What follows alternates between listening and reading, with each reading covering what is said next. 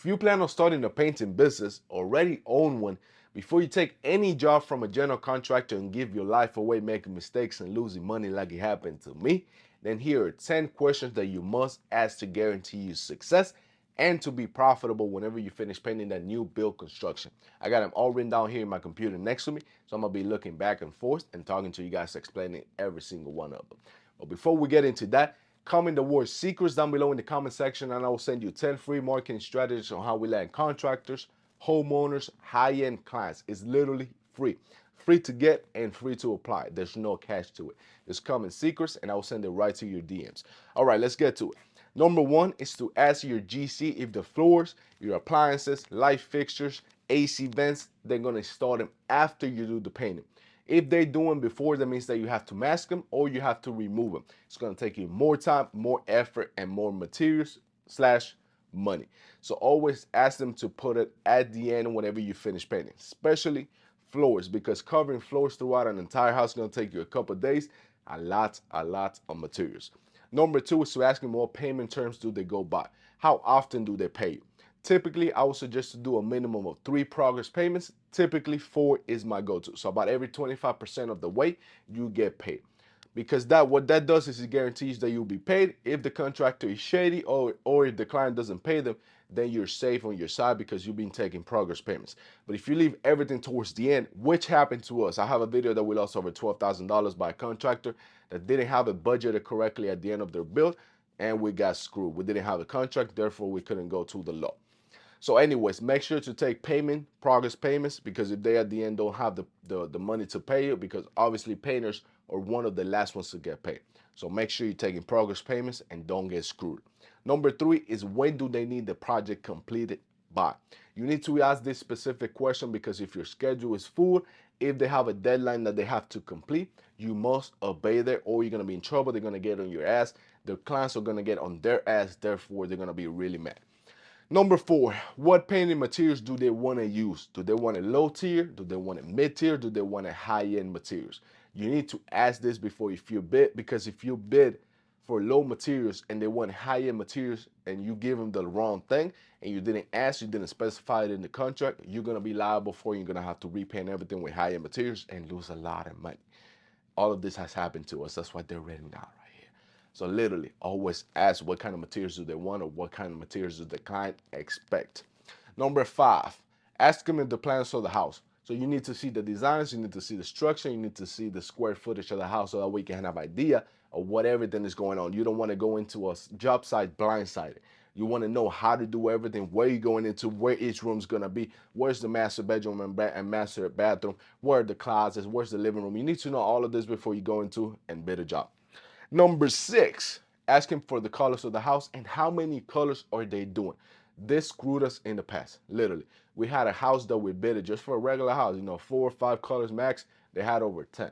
Their kitchen cabinets by itself had 3 colors. They had their uppers cabinet one color, bottom cabinets another color, and their island was a different color. Their bathroom cabinets was a different color. The laundry room by itself was a different color. It takes a lot more time, a lot more prep work. You have to wash your machine a whole lot more often. Therefore, you lose money and you lose time. So make sure you know that so that way you can bid accordingly. Number 7, how soon are they looking to get it started?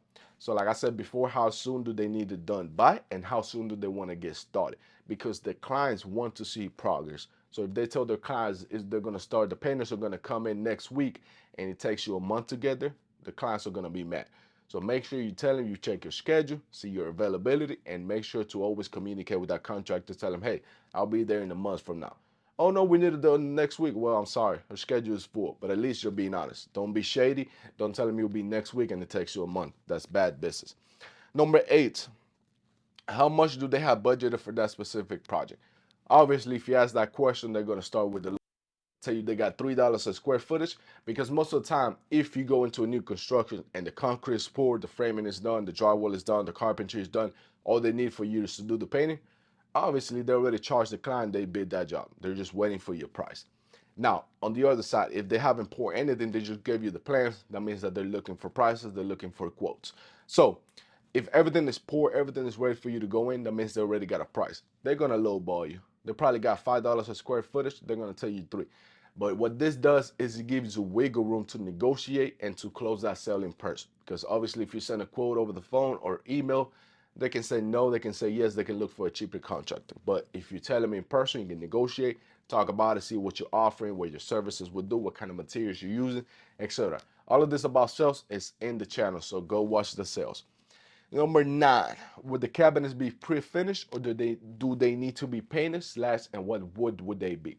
So some contractors come with pre-finished cabinets so you don't have to paint them. It's easier to work around that because you can paint the walls, so you don't have to worry about cabinets, you don't have to worry about the prep work, etc. But if you bid a job for pre-finished cabinets and come to find out that you need to paint them, you need to prep them, you need to sand them, wood filling, caulk and prime and sand and paint them, it's going to take you a lot more time and money. So you need to bid accordingly. You need to be really specific on your contracts, your payment terms, all of that. So let me know in the comments if you want me to tell you what specifications and payment terms we have in the contracts to save our ass from things like this. But yeah, number 9, make sure to ask what cabinets and what kind of wood, because that also takes into consideration how would you prep the cabinets. MDF wood, that whatever every contractor uses that crap, and it's really hard to give you that nice smooth finish, but they want it. So I mean, that's another topic. And number 10, do they plan on doing accent walls, wallpapers, or designs? This also takes time. They could be doing floating shelves. They could be doing accent walls throughout every room. They could be doing staircases that you need to stain. You need to know all of this information so that way you can price accordingly and not lose money on a project. And like I said, I made videos about it. I'm the type of person where if I make a mistake and I charge wrong, I didn't ask the right questions, it's on me. I'm not going to go to that contractor and ask for more money because they bid the job like that. Even if they're profitable or not, they bid it to the client and they're going to have to ask the client for more money, and it's bad business all around. So you're going to have to take your loss and learn from it and ask that question. These are 10 questions that will guarantee you success and to make money whenever you finish painting a new construction bill. But let me know what you think down below, and obviously type the word secrets and I will send you 10 free marketing strategies on how we land clients like this.